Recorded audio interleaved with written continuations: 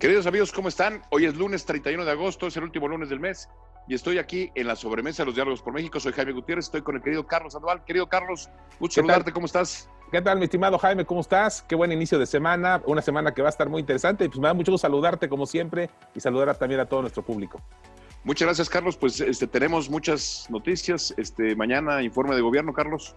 Así es, mañana el segundo informe de gobierno, Jaime. Yo creo que pues va a ser uno de los informes de gobierno más duros, más de malas noticias, yo creo, que hemos tenido como país, como México moderno. Y pues obviamente mucho del tema de la pandemia, obviamente desafortunadamente, pero bueno, como creo que el presidente no lo mencionó bien, pero no veníamos tan bien.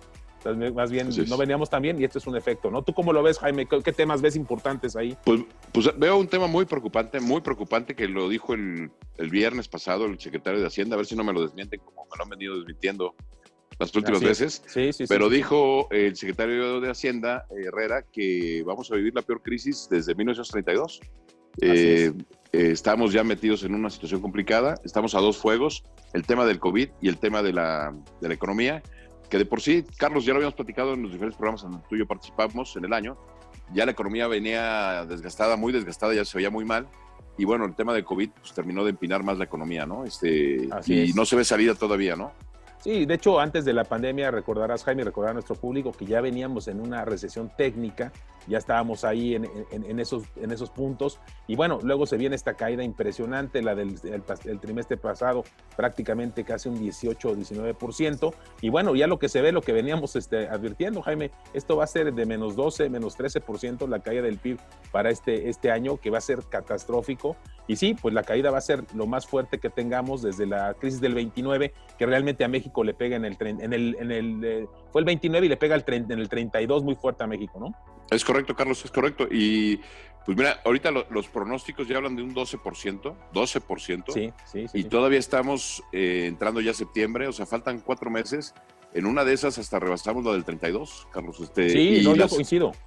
Las consecuencias que esto traerá para el 2021, desempleo, hambre, inseguridad, cuestiones importantes, ¿no? Sí, y recalcar lo que siempre hemos mencionado, Jaime, que desafortunadamente el gobierno de la República no se ha puesto a ver que debería de salvar a las empresas, pero no por las empresas, no por los empresarios, por los empleos. La generación de empleos va a ser complicadísima. El presidente había prometido que iba a generar 2 millones de empleos y ya lo que vimos que hay una caída de más de 2,5 millones de empleos y viene para llegar a 4 millones de desempleos, más las actividades que se han parado, ¿no, Jaime? Que tú te lo mencionabas la vez pasada, ¿no? Que son cerca de 14 millones ya de actividades caídas, ¿no?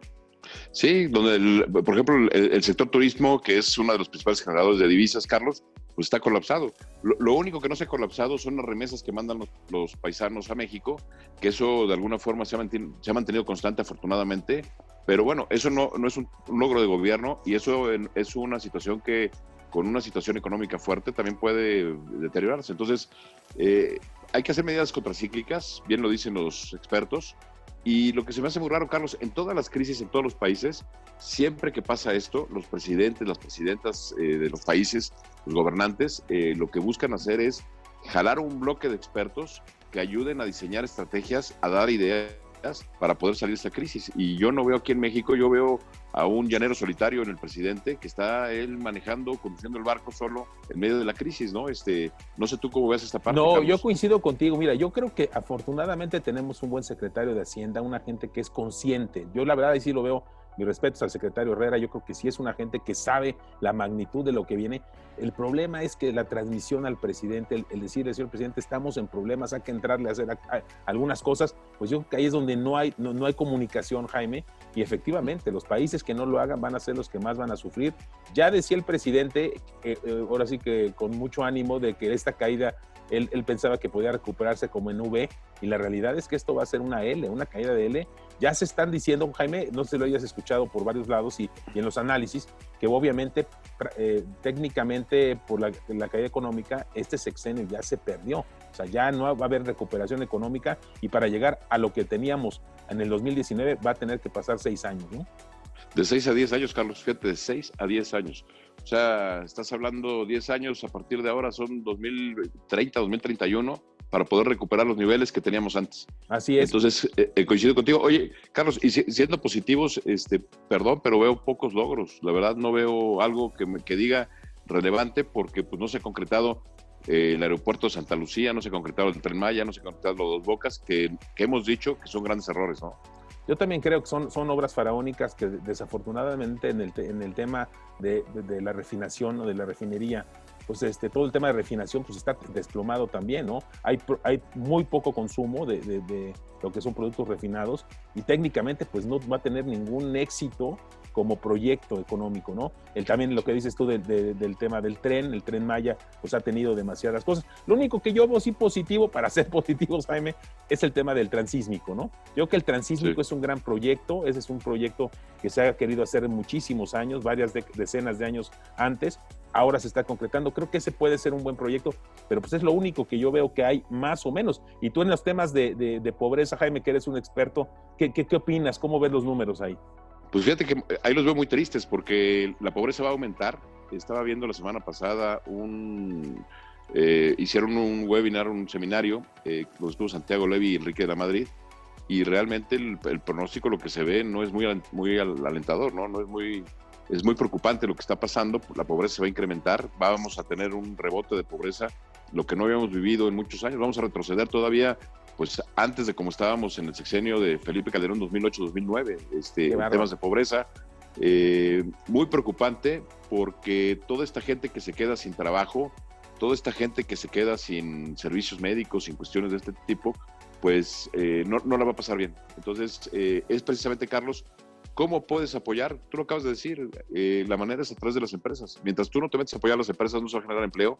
Y mientras las noticias de inversión del país, como la cancelación del aeropuerto de Texcoco, como la cancelación de la cervecera en Mexicali, como todos los proyectos que han ido parando, pues eso no repercute en un bienestar de la población. Entonces, pues va a ser el sexenio con más pobreza en los últimos sexenios.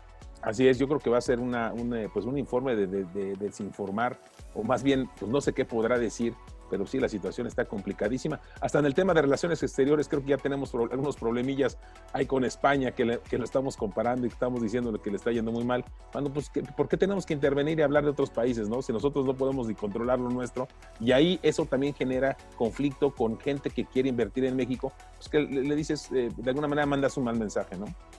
Pues mira, siendo positivos y otra vez tratando de sacar lo mejor, tú acabas de decir que reconocemos que el secretario Herrera se la ha rifado, como se la rifó en su momento el anterior secretario, Carlos claro. Ursúa. Y ahora, pues uno de los pilares que tiene este gobierno es Marcelo Ebrard. Entonces, al final de cuentas, es el que ha entrado al quite en todo, ¿no? Eso ahora sí que es el bateador designado para todos los temas, ¿no?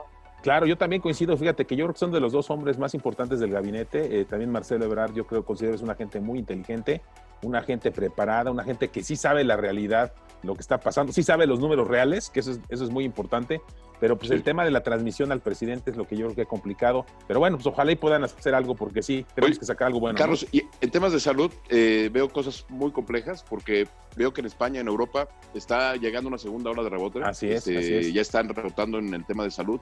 Y acuérdate que México va como un mes y medio, 2 meses atrás en los temas de salud.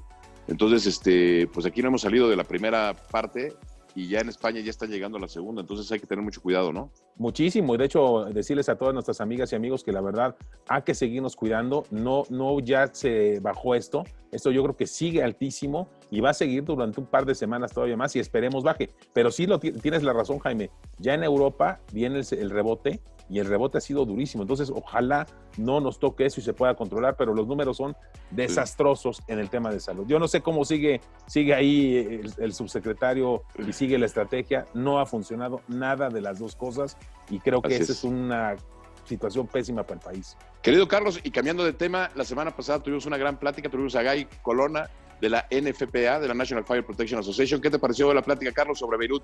No, pero una plática extraordinaria, Jaime. La verdad es que Guy, un técnico extraordinario, pues un técnico mundial, y nuestra primera plática a nivel internacional, pues afortunadamente llegamos a muchos países y creo que el mensaje de Guy fue muy bien escuchado y ojalá lo podamos volver a tener, Jaime. Ahí sí que tú, claro. Es chamba tuya.